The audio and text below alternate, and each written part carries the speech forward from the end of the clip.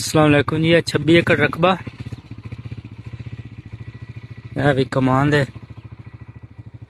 रकबा माशाल्लाह बहुत अच्छा है।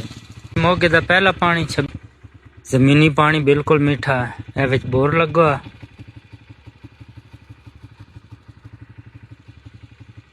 जिला खुशाब का रकबा,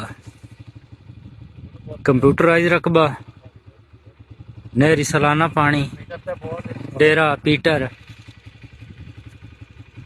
राह रस्ता सरकारी, है भी पीटर लगा है।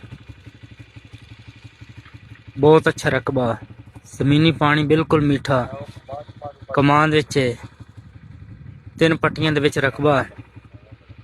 बहुत अच्छा रकबा है, बिल्कुल नहर दे उत्ते रकबा है। रस्ता सरकारी इसका, कंप्यूटराइज रकबा जिला खुशाब दा है। बिल्कुल नहर दे उत्ते रकबा है। नहर इस दे विच बिल्कुल नहर दे उत्ते सारे रकबे दा फ्रंट है। बड़ी अच्छी लोकेशन वाली जगह है। सारी कणक के कमांद बाग वाला रकबा।